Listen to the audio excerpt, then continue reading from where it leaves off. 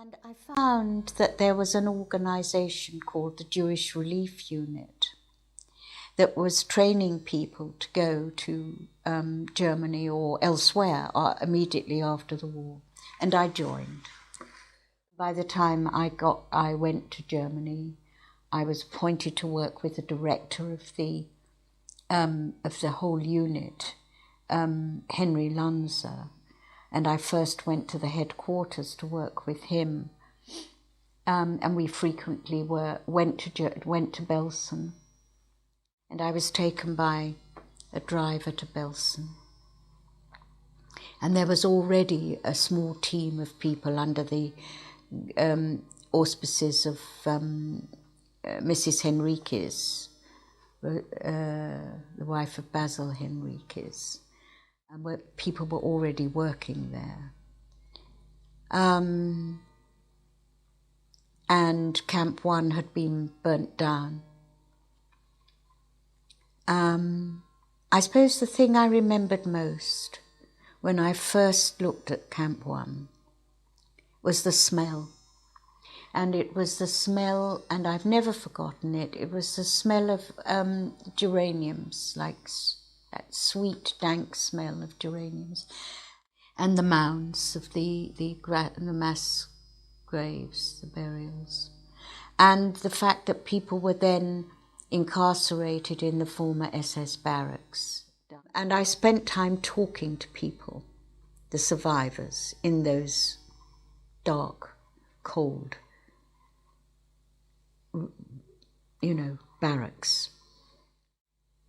When you first listen to the stories that survivors tell you,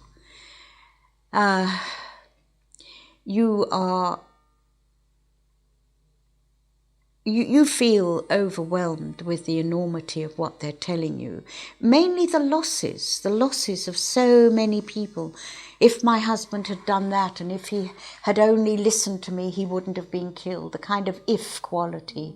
That most of the stories were around the if only I'd, when nothing could have saved them, but nothing could have saved them. And you listen to this knowing it. And you felt so helpless. And then I began to feel that I had to make closer contact with them, and I sometimes would hold on to people. We would sit on the floor, and people would hold on to you, and they dug their fingers into your arms, and I found that rocking, as children who are very deprived and unhappy rocking became a kind of mode that we adopted, and we would rock.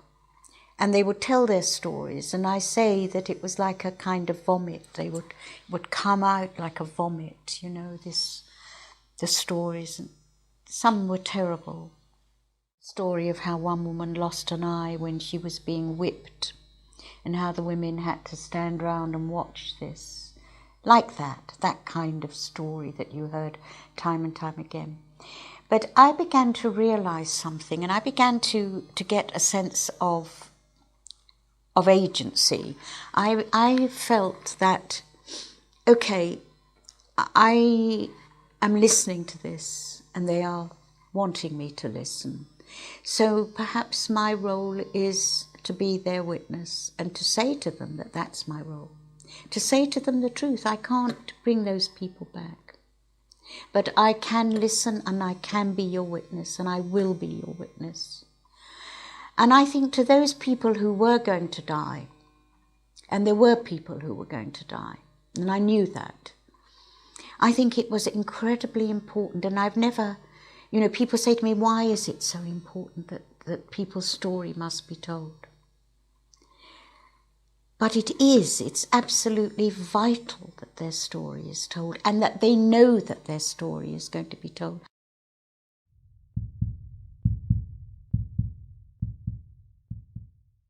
I do remember the transport to Belsen, which was not one of those cattle trucks as one sees, because all trains were co-opted for use for these transports, which were being done by the tens of thousands. And in fact, I apparently travelled on a normal train. And we went into Belsen, and my father was separated from us, and I was with my mother. And we came there, and they put us into barracks, into a camp. What was a camp? The barracks. In the barracks, each barrack was more than 100 people. And the barracks had only beds, 3-tier beds. That's what the barracks consisted of. 3-tier beds, one on top of the other, and with some straw on the beds and a thin blanket. And men were separate and women were separate. And you went, you arrived in the camp, you went into a barrack, as many people as possible, then comes the next barrack. And that's how they placed us in the barracks. And we slept one on top of the 3-tier. Having suffered from asthma a bit, and the sheer thought of having somebody so close to me on the middle bunk or bottom bunk, I just couldn't face. So my mother made every effort that we would get, not that it made much difference because the roof of the barrack was so close on top of us, but for me, not having a person above us made me feel that it was safer. It was very cold. It was very uncomfortable and bleak. The food was transpired then was very poor, and everything seemed to be made of turnips. There was turnip soup, and there was turnip jam, and there was turnip coffee, and very little of it. And bread, no doubt, also had turnips in it. We had a ration every day, and there were sort of churns which came with some sort of soup, which had practically nothing in it of any food value, and was very little of it. I mean, that is when we started to experience hunger and cold. I certainly remember the food, what there was of it. It was dreadful. It was water, a turnip boiled in water, and that was known as a soup, and this one piece of turnip, and a piece of black bread, very hard, and that was the day's ration. My parents gave me theirs. It wasn't enough to keep body and soul together, but I took theirs because I was hungry and I didn't know any different. And they starved to death. My father in December 44, and my mother in January 45. I used to faint every day from hunger. I was a child growing up, and my parents could do nothing about it. And still my father tried to keep kosher as much as he could. And then he asked the rabbi what to do, because I kept fainting daily.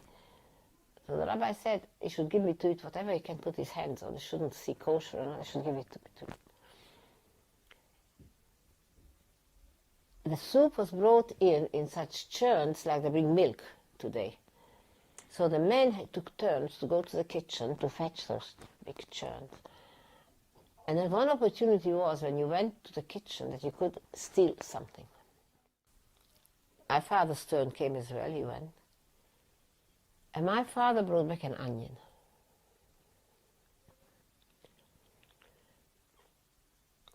Now,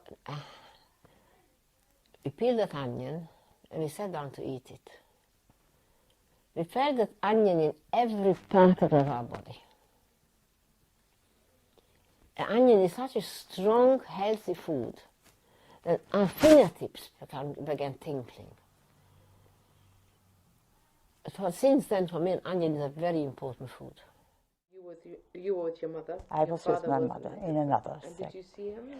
Not every day. Sometimes, and it was difficult at times, because also they organized strange things that we had either to stand on roll call for hours and hours on end, or that my father was allowed, because he was very, very ill, that he was allowed to stay on his bunk, or I, and then my mother was allowed then to come back to me, but these were horrible conditions. And nothing to do. I mean, we stood for hours and hours on end on roll call. You remember that? Yeah, that I do remember. And then they would just, you know, laugh their heads off saying somebody was missing, starting all over again, and they knew that nobody was missing. It was just a matter of keeping us standing there. There was one man in there, a Mr. Birnbaum, who had been a teacher in Berlin. He was in Belsen with his wife and his 6 children, and as the war was progressing and in fact reaching its end and people were dying left, right and centre, he gathered orphans as they became orphans.